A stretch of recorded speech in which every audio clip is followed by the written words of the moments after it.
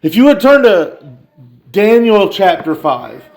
And I want to let you know that this was the most fun sermon that I have put together in a while. That doesn't mean it's going to be good, but I really enjoyed it. So I hope you do as well. There's a lot that I learned in the study of Belshazzar, who is the king of Babylon at the time of this writing, and he is the one who interacts with Daniel. And there's a lot of just little things in this story that I had never seen before that make the story matter a lot more to me, and it was really good. A little bit of recap that we have to do. Nebuchadnezzar is the king of Babylon for the first 4 chapters, actually writes the 4th chapter. It's the only Gentile at the time to be writing. I don't know what happened to the computer. Is that me or you? No, not you. Gotta be me. The kingdom of Babylon is the golden head. It is from that point that we can count kingdoms that will be in charge, world powers. And we would go from Babylon to Medio-Persian Empire to the Grecian Empire with Alexander the Great, and then the Senate and the Caesarian rule of Rome. And from that point, Jesus is born, and the kingdom, his kingdom, that will grow, last, and reign forever. But there has to be somebody there at the neck, where you go from the golden head to the shoulders of silver, and he is Belshazzar, and we look at him tonight. We'll start in the first verse. We'll go ahead and read the whole text and have it before us so that we can gain from it. King Belshazzar made a great feast for 1,000 of his lords and drank wine in front of the 1,000. Belshazzar, when he had tasted the wine, commanded that the vessels of gold and silver that Nebuchadnezzar his father had taken from the temple of Jerusalem be brought, and that his kings and lords and wives and concubines might drink from them. Then they brought in the golden vessels that had been taken out of the temple of the house of the Lord in Jerusalem, and the king and his lords and wives and his concubines drank from them. They drank wine and praised the gods of gold and silver and bronze and iron and wood and stone. Immediately the fingers of a human hand appeared and wrote on the plaster of the wall in the king's palace opposite the lampstand, and the king saw the hand as it wrote. Then the king's color changed, and his thoughts alarmed him, and his limbs gave way, and his knees knocked together. The king cried loudly, verse 7, the king called loudly to bring his enchanters, the Chaldeans and the astrologers. The king declared to the wise men of Babylon, whoever reads this writing and shows me its interpretation shall be clothed with purple and have a gold chain on his neck, and will be the third ruler in the kingdom. Then all the king's wise men came in, but they could not read the writing or make known to the king the interpretation. Then King Belshazzar was greatly alarmed, and his color changed, and his lords were perplexed. The queen, because of the words of the king and his lords, came into the banqueting hall, and the queen declared, O king, live forever. Let not your thoughts alarm you, or your color change. There is a man in your kingdom, in whom is the spirit of the holy gods. In the days of your father, light and understanding and wisdom, like the wisdom of the gods, were found in him. And King Nebuchadnezzar, your father the king, made him chief of magicians, enchanters, Chaldeans, and astrologers, because an excellent spirit, knowledge, and understanding to interpret dreams, explain riddles, and solve problems were found in this Daniel, whom the king named Belteshazzar. Now let Daniel be called, and he will show the interpretation. Then Daniel was brought in before the king, and the king answered and said to Daniel, you are that Daniel, one of the exiles of Judah, whom the king my father brought from Judah. I have heard of you, and the spirit of the gods is in you. That the spirit of the gods is in you, and the light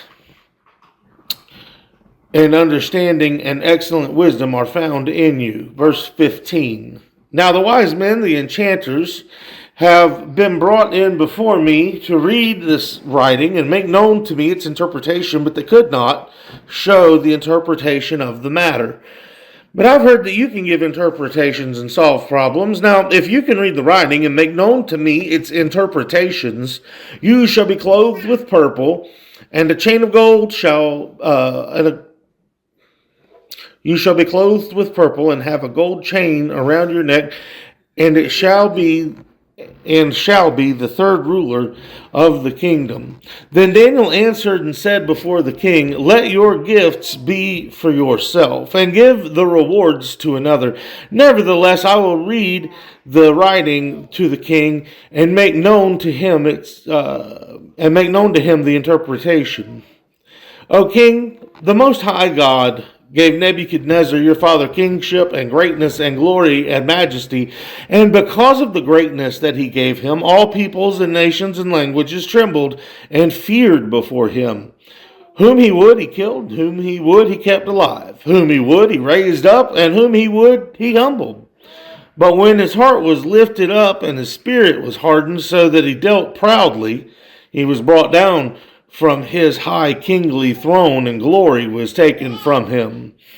He was driven from among the children of mankind, and his mind was made like that of a beast, and his dwelling was with the wild donkeys, and he was fed grass like an ox, and his body was wet with the dew of heaven, until he knew that the Most High God rules in the kingdom of mankind, and sets over it whom he will. Verse 22. And your son Belshazzar his son Belshazzar have not humbled your heart, though you knew all this, but you've lifted yourself up against the Lord of heaven, and the vessels of his house you have brought out before you, and you and your lords, your wives, your concubines have drunk wine from them. And you have praised the gods of silver and gold and bronze and iron and wood and stone, which do not see or hear or know.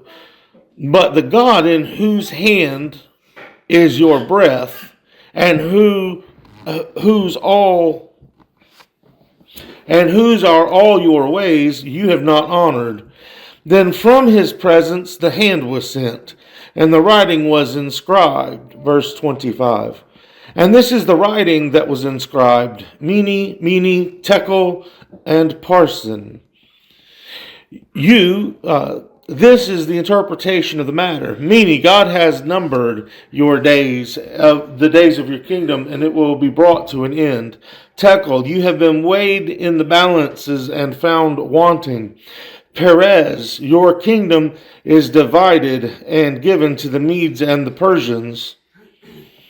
Then Belshazzar gave the command, and Daniel was clothed in purple, and a gold chain was put on his neck, and a proclamation made about him that he should be the third ruler in the kingdom. That very night Belshazzar, the Chaldean king, was killed, and Darius the Mede received the kingdom being about 62 years old. That's like the 30th time I've read that this week, and it's still so great. There's so much that's in there, and as I was reading over it, I was like, man, I really want to stop and tell you about this. We'll get to it. For extracurricular reading that you might want to do the one on the right, The Message of Daniel. This book was required. That book was required reading for Mark to have as a textbook as he took the class on Daniel while he was in college. He told it to me, and I got it, and I figured out why he likes it. There's some wording that the guy uses. It's a little bit more... Well, it's a little less stuffy than you might think of a scholar. And we'll get to it. The other one is about as entertaining as watching paint dry. Historical context of the Bible. It's written in a really great way. It's just not, it's about as much fun as learning about United States presidents that you can't pronounce the names of either. It can be fun, but what that does is give the historical context. It gives you what's going on around God's people while the Bible focuses on God's people. Jeremy, I got a bunch of maps for you tonight. First one is, where is Babylon? Babylon is located on the Euphrates River. It is about 2 thumb lengths to the right of Jerusalem to get over here on this map. It is the capital of the Babylonian Empire. Due east of it, well, almost due east, a little bit north of it, is Susa. Susa is the capital of the Persian Empire, which will wind up being the capital city of the Medio-Persian Empire. And there are several times that Darius, or Darius, depending on how you'd like to pronounce it, goes to try to conquer Babylon. In this lesson, he eventually will be able to do that. Babylon itself sits with the Euphrates, or at least a leg of the Euphrates. I think it's the main body, though. The river runs through it. It goes from one side of it to the other. There are measures that have been put in place so that you can't go under. You can't just like swim to the bottom and come back up with all your armor and gear on. I don't know why this is working this way. I'm sorry.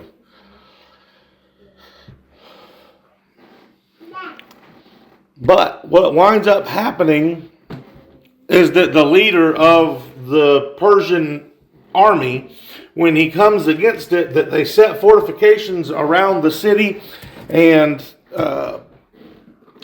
they stage Damon, what's the name of that thing where they surround the city and don't let anybody in or out? Siege. Thank you. That my mind keeps flipping to the next slide. They set a siege around it, don't let anybody in or out, and then upstream, they dig a canal to a man-made basin, water basin, a low spot, and they fill it, make a lake out of it. When the water is diverted to the other area, it drops the water level that comes through Babylon, so that the commandos of the Persian army can just walk in thigh-high water underneath the river. It's not a place where guards are set, because why would you need to guard a river? And with very little, if any, fighting takes place. And so Darius conquers the kingdom, the capital city of Babylon. The computer thing's really messing with it right now. So they take over with very little bloodshed, and once the capital is taken down, it doesn't take long for the rest of the empire to follow. The handwriting on the wall is the sign that God has transitioned power from the last king of Babylon, Belshazzar, to the first king of the Medio-Persian Empire, Darius. I didn't put this in the material, but it's important for us to know because it says it in the Bible. Nobody knows who Darius is, or Darius. It's a name that is in the Bible, but there's not a lot of reference to it in any other historical context. However, we're told that Darius was 62 years old there on that last verse of the book, verse 31. He was 62 years old. Cyrus the Great just happened to be 62 years old whenever this took place. So it's sometimes assumed that Darius and Cyrus are the same individual when it comes to the history there. Okay. Message about Daniel from the book that I recommended. Babylon was a rectangularly shaped city surrounded by a broad and deep water-filled moat, and then by an intricate system of double walls. The first double wall system was encompassed the main city. Its inner wall was 21 feet thick and reinforced with defense towers at 60-foot intervals, while the outer wall was 11 feet in width and also had watchtowers. Later, Nebuchadnezzar added another double wall system, an outer wall 25 feet thick and an inner wall 23 feet thick east of the Euphrates, that ran the incredible distance of 17 miles and was wide enough at the top for chariots to pass. The height of the walls is not known, but the Ishtar Gate was 40 feet high, and the walls would have approximated that size. If you put military people in military equipment and it can run side by side, what is military people going to do? They're going to race it. It's going to be fun. These walls are wide enough for 4 cars to drive at the same time. 17 miles on the outside. So looking at this city of Babylon, you can see the stripe at the bottom that says outer wall on the bottom side, but the eastern side, I believe, is the one that is 17 miles long. Most of the, let me go back for you. Most of the dwelling is on the east side of the river. On the west side of the river, there are numerous temples to different gods. But it makes sense if everyone dwells on the east side, that's where your double wall would be. And then you only have to defend the city in the wall. Then you would only have to guard the river in the middle of the city. And you already have your archers placed around them to rain down firepower on that. So this is the way that the kingdom works. We know Nebuchadnezzar. We should know Nebuchadnezzar. He is the king that conquers Jerusalem. It's his army that does that. Daniel interacts with Nebuchadnezzar in chapter 2. We have the prophecy of the church. That's the statue that's going to be crushed by the rock, and the church grows. And what Daniel says is, you, O King Nebuchadnezzar, you are the head of gold. At the time, it's the most powerful empire on the planet. Nebuchadnezzar marries either a Median or a Persian princess as a military alignment. And he builds for her what are called the Hanging Gardens. It's one of the lost wonders of the world. And because she comes from a more mountainous region, now she's in Babylon with her husband, and it's flat. So he builds her this huge temple-looking thing. I don't know how much of that has been discovered, but it's written about in numerous old works that have been found. He has, when he dies of regular death, and here's your colors. The black is the normal death. The red is the assassination. And I'll talk about the other one when I get there. Nebuchadnezzar has offspring named Evil Merodach. Now, Evil Merodach is a translation. It sounds different when you put in the name of their gods. Remember that Shadrach, Meshach, and Abednego are actually Babylonian names. That's not their Hebrew name. And the names, as we discussed in Bible class this morning, the names mean things. And I think Evil Merodach works out pretty good. We should understand what that guy did. He was not a good dude. So Nebuchadnezzar dies in October of 562. 2 years later, or a year later, depending on how the calendar works out, Evil Merodach is assassinated in 560. Neriglissar is the one who takes over, and he dies of natural causes 4 years later. His son takes over, Labashi Marduk, and he doesn't last but a month if he makes it that far. King Nabonidus is then crowned. Nabonidus is one of the conspirators that put things into place. Look, even considering the sermon that we had this morning, people don't just kill babies for fun all the time, especially if you're high enough in the political standing where you don't have to do that. Nabonidus takes over because he's one of the conspirators that gets together and says, let's kill a child and take the kingdom from him. The bigger problem with Nabonidus, though, is that he doesn't follow the correct gods. He doesn't follow the ones that the Babylonian Empire finds to be the most important. In fact, the one that he does favor is a moon goddess. And he starts putting into place efforts to make this moon goddess this really big temple. When he finishes with that, all of his buddies come to him and say, you need to retire.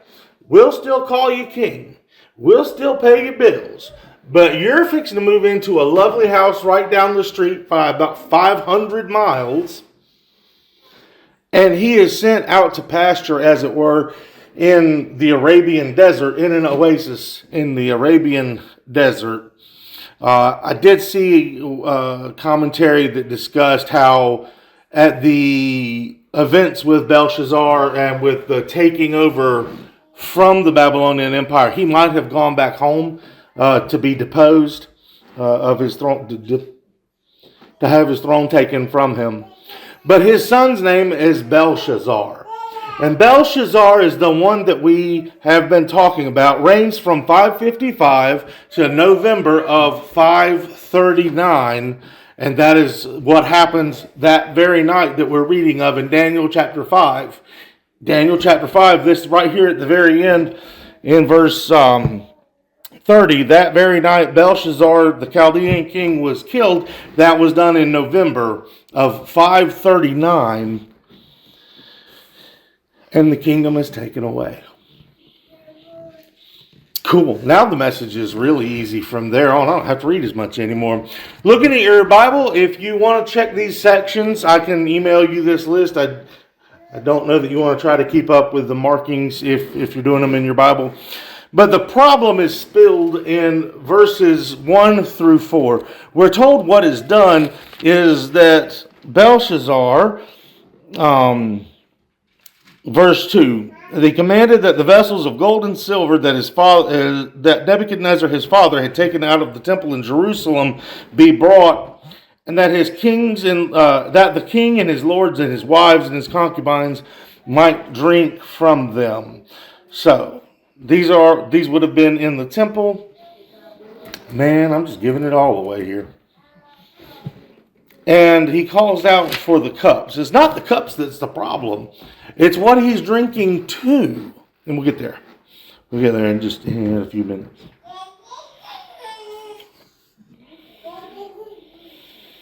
All right. At this time, when this happens, the city itself is under siege. Thank you again. And people can't come in and go out. But the city is huge. It's behind 17 miles worth of walls on one side. There's also a moat that goes around it in that direction. So after you get over this wall, pick your place in 17 miles worth of wall, then you have to go through a deep moat that is given water from the river, the Euphrates. Except what happened? What did we say happened? They had diverted the river, so there's not nearly as much water that they have to cross now. This is going on while Belshazzar is feasting. Now, if you are a well-fortified city, you could outlast some sieges because a lot of those armies have a large mercenary contingent, and you've got to pay their salary every month, whether you've conquered anything or not. So, as the capital, Babylon would have been well fortified. It has a structure, according to history, it's not mentioned in the Bible that I know of, called the Hanging Gardens. You'd have the ability to make your own food there, and storing up for a siege is something that would have been done in these larger areas. There's no reason that Nebuchadnezzar could not have assembled 1,000 of his lords. They're going to live in the east side of the city anyway, according to the Jeffersons, at least.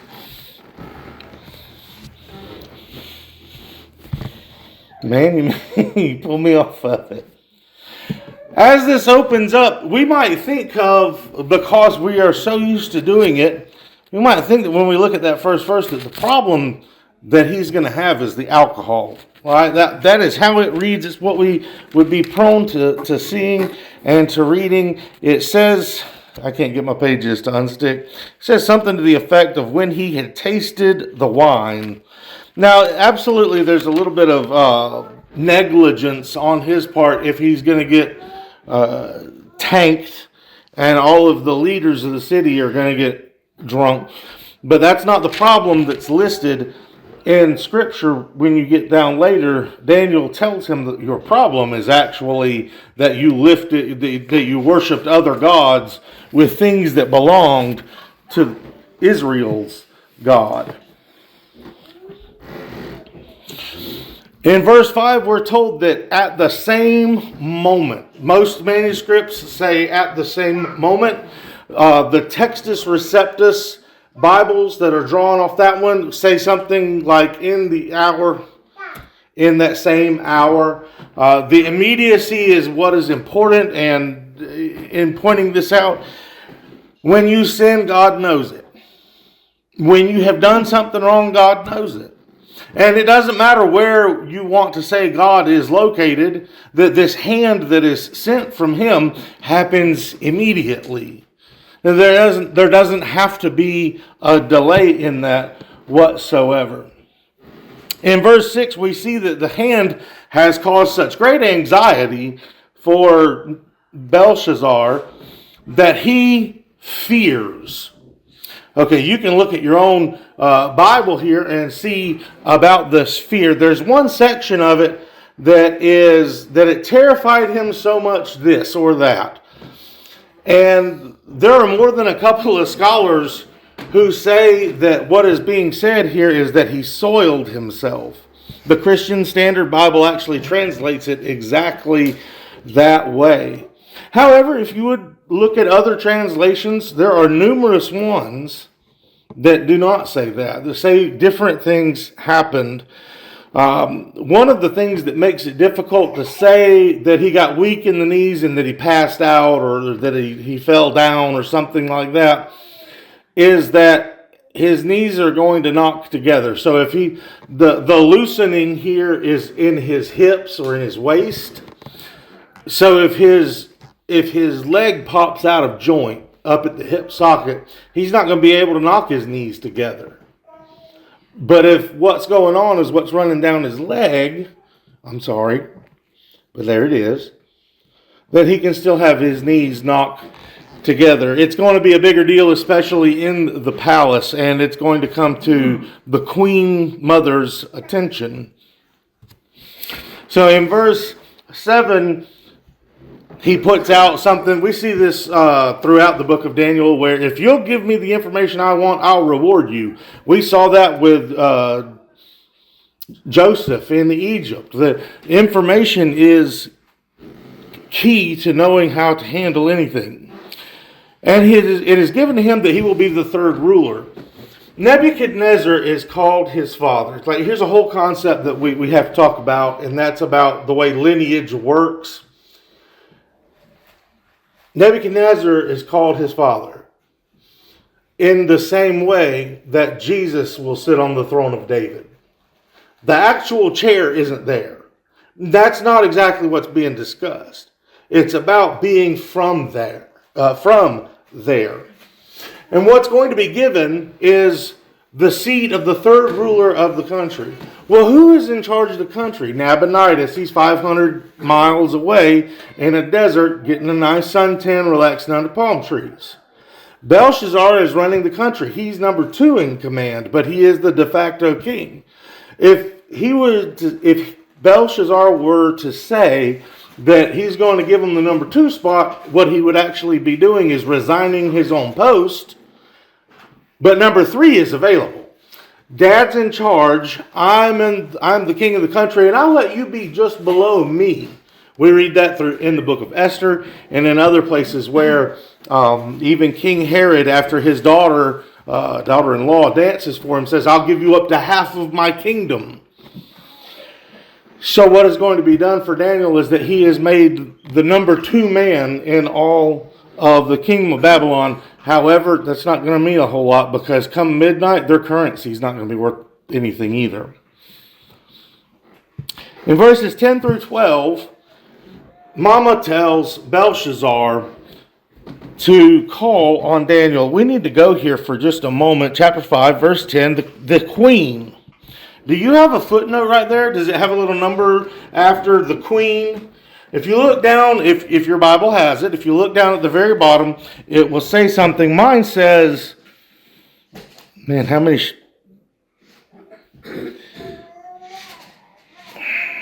Mine says the Queen Mother, number 2. I knew it said that, but I wanted to double check it in front of you. It's the Queen Mother who comes out and tells Belshazzar. If it's the queen that is the wife of Belshazzar, why would she know any more than Belshazzar? But the Queen Mother would have been alive during the days of Daniel speaking with Nebuchadnezzar. So we're told Nebuchadnezzar is his father. Well, that's in his lineage. Jesus Christ has individuals skipped in his lineage in the book of Matthew. This is a normal thing that was done. They want to show you what kind of king he was. And you, O King Nebuchadnezzar, you are the head. And now this is Belshazzar, your son. By the way, the time frame between the two, when Nebuchadnezzar dies and the kingdom is lost, is about 25 years. So even though this is his great-grandchild, there was not that big amount of time that went by between one and the other. Mama tells him to call Daniel, that Daniel is able to answer the questions. And if you're looking for him, you need to use his Babylonian name, and that's Belteshazzar. You can find him listed in the post office addresses under Belteshazzar. And that's what he does. He calls for Daniel, and when Daniel arrives, he insults him. The way that this reads, even in the English, doesn't sound too flowery. Verse 13, then Daniel was brought before the king, and the king answered and said to Daniel, you are Daniel, one of the exiles of Judah, whom the king my father brought out of Judah. And I've heard of you, and that the spirit of the gods is in you, and that light and understanding and excellent wisdom are found in you. It's not a very flattering way that he is welcomed into the area so that he can give the answers that the king is looking for. But you also have some political discourse from someone who's been at it longer than Belshazzar, in that when he answers in verse 17, he says, you keep your stuff, I don't need what you got. On a side note here, and I'm trying not to tell too many jokes, but I wonder if, like, Run DMC had the same closet that all of these kings have, because the first thing they do is say, give him a gold chain. Like Flava Flav's coming to give advice all the time. Got to have a gold necklace, apparently. In verse 17, Daniel says, you can keep your gifts. I'm going to tell you what God has to say. And then through verse 23, and we'll come back to it, he just preaches. Daniel just gives him information. It has nothing to do with the interpretation of the dream whatsoever. Read it there, 17 to 22, that there's just a little sermonette on his thing that says, you know what, I've dealt with kings who are better than you. Your grandfather was better than you.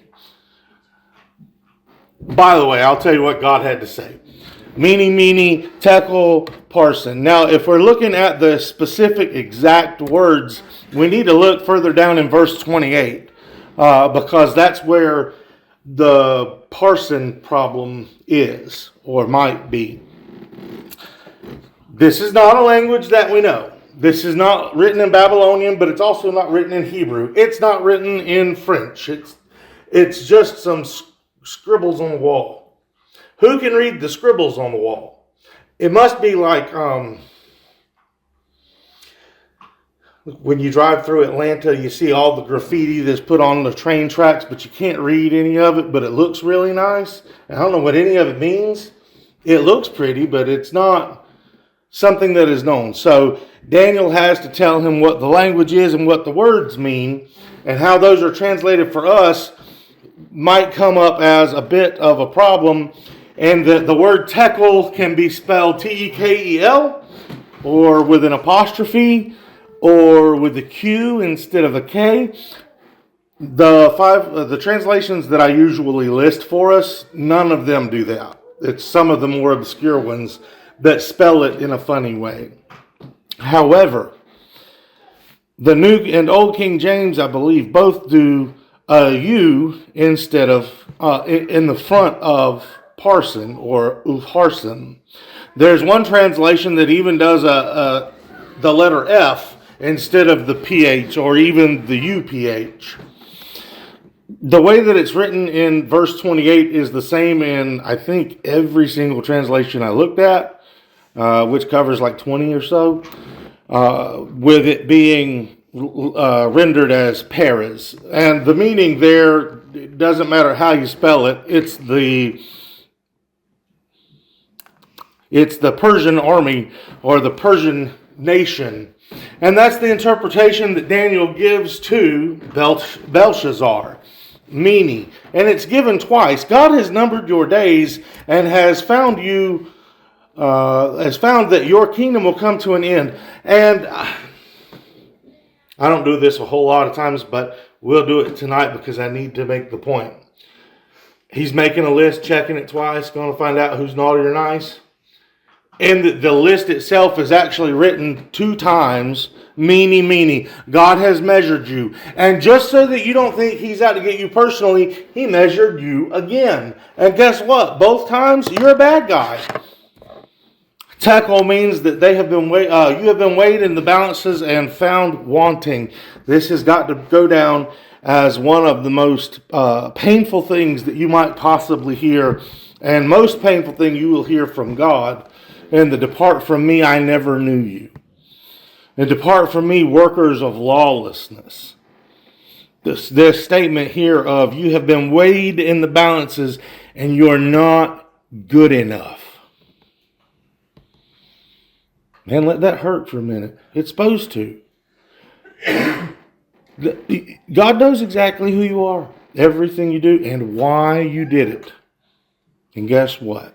The way that you conducted your life, it's just not good enough. What you have is going to be given to somebody else, and tonight your life is required of you. Here's you another map. The approximate extent of the Persian Empire under Cyrus's rule, superimposed on modern day borders. Oh no, I'm giving it away. Persia became the largest empire in the world at that time.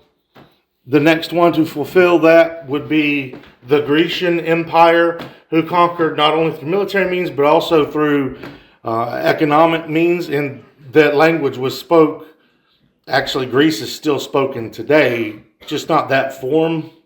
Like they did the cursive style, and now it's just the regular writing style of Greek. But the Persians are going to be the first ones to get to this kind of extent. And it's superimposed there for us. And that actually comes out of that book I said was really hard to read. Have you ever considered Daniel's point of view in this lesson? I know for most of us in here, we've looked at this a dozen times. We've had it as a teaching in our children's classes. And even if you grew up going to somewhere that wasn't laid out like the Church of Christ, but a place that did teach children, this is going to be one of those stories that comes up. Handwriting on the wall. You need to make sure that you respect God, or He's going to take you down. Well, it's an easy concept to deliver, and especially to deliver to kids, because you've only got apparently like 15 seconds, and then they want the toys. Have you ever considered Daniel's point of view? Daniel was made high in the kingdom. He's the one who put Nebuchadnezzar out to pasture, as it were. He's the one that brought him back in from pasture when God had humbled Nebuchadnezzar and then returned him to his normal intelligence. And now, when this king calls for help for something that made his knees knock together, you don't even get a phone call. They don't care what you're doing. You've been passed over. You've been passed up. We've gone with other people. I'm sorry, we have to go in a different direction. Thank you for coming in. He doesn't even merit an invitation. He's openly mocked by a second-string king whenever he does show up. So what do you tell Belshazzar? If you're in the place of Daniel, and how do you say it? Because I can't help but think I am petty enough that I'm going to ninny boo boo in his face a little. That I'm going to get a little self-righteousness about myself and make sure that I take him down a peg. Daniel doesn't do that. Look with me again. We're going to read a couple of verses here, starting in verse 18, Daniel chapter 5. O king, the Most High God gave Nebuchadnezzar your father kingship and greatness and glory and majesty. And because of the greatness that he gave him, all peoples and nations and languages trembled and feared before him. Whom he would, he killed. Whom he would, he healed. Whom he kept alive. He kept alive whom he would keep alive. Whom he would, he raised up. And whom he would, he humbled. But when his heart was lifted up and his spirit was hardened so that he dealt proudly, he was brought down from his kingly throne, and his glory was taken from him. He was driven from among the children of mankind, and his mind was made like that of a beast, and his dwelling with the wild donkeys. He was fed grass like an ox, and his body was wet with the dew of heaven, until he knew that the Most High God rules in the kingdom of mankind and sets over it whom he will. And you, his son, Belshazzar, have not humbled your heart, though you knew that. You knew what to do. You knew what happened to your grandfather. You're the king, the greatest one between now and then. What is it that you know?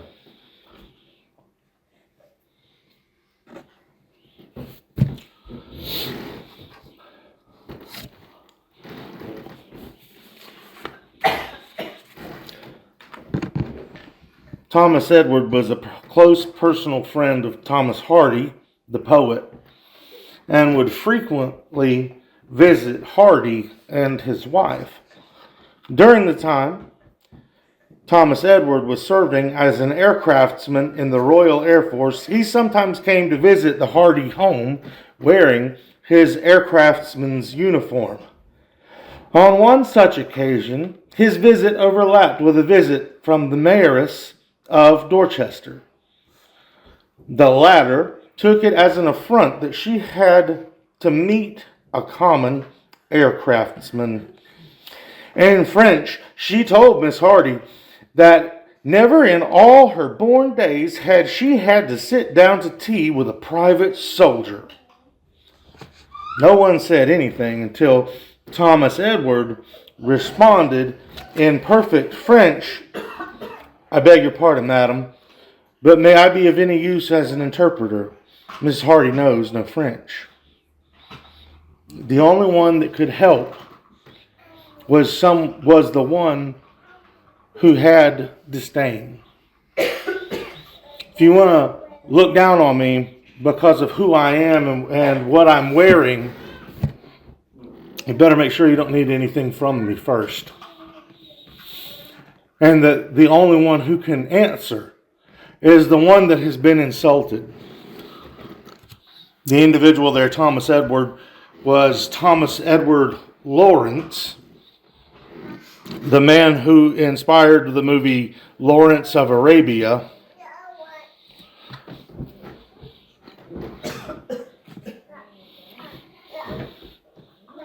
Who do you want to be in the story? Daniel, right? God's man. God's guy. He has interpreted more dreams than I've had this week.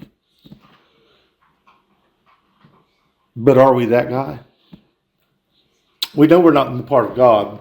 We might want to save some face and say that we would take the part of the Queen Mother does, that I'm not the one who can give the answer, but I know a guy. The person we are in the story is Belshazzar. That's me.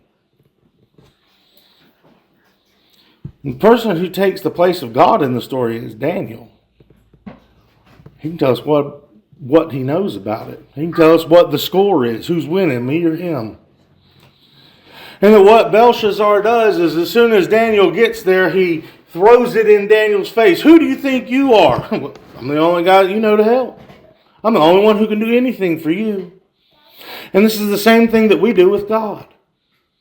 And that He offers us forgiveness, and we come to Him and we want to accept it, and we do, and that we're saved and we're made to walk in newness of life. We're raised from a watery grave of baptism to be a new person, to put off the old and to put on the new, and this is who we want to be. And the only one who can help us is the one against whom we have sinned.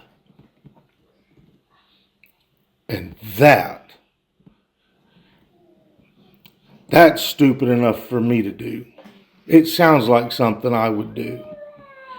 And that what I need is help from God, and that God is the only one who can fill the hole that's in my life, and that He's the only one who's going to satisfy, and He's the one who loves us.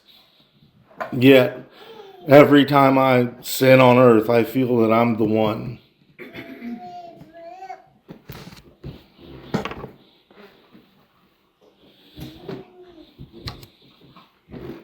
They brought out the golden vessels that had been taken out of the house of God. They drank wine and praised the gods of gold, silver, bronze, iron, wood, and stone.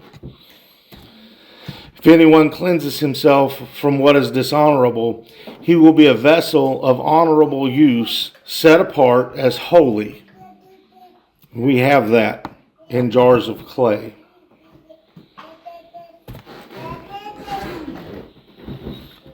The scriptures that are referenced there are pointed out in Daniel 5. Pointed out in Daniel 5 that you can't do just whatever you want to do or act just whatever kind of way with that which belongs to God. And that's supposed to be me. That's supposed to be you. That we have been cleansed for a righteous purpose, that we have been set apart and made holy for God and for His use. God doesn't mind the fact that He conquered the people. God's the one who gave the kingdom to Nebuchadnezzar in the first place. Looting is a thing that happens. It's how you pay the army for being the army. It's not the fact that the golden cups are there in Babylon. It's not the fact that you drank out of the golden cups in Babylon. The problem is that you took something that belonged to God and said, I'm going to praise something else with what is God's. Okay. We're told that we're vessels of God, that He cleanses us from what is dishonorable to what is honorable use. We are told that we are the ones who can be used for His purpose. And then 2 Corinthians chapter 4 and verse 7, we're told that we have treasure in jars of clay, that we have salvation that has been given by God. Now, what are you going to do as that vessel? What are you going to be used for? Are you going to be used for God's purpose or for our own selfish purposes? Told you I love this message, and I'll tell you why. It's not because it's happy. It's because it reads as simple as a person like me would understand, and that what God has given me, I don't pay enough attention to turn it back to God, and I wind up serving me with what God has given. We're called to be better than that.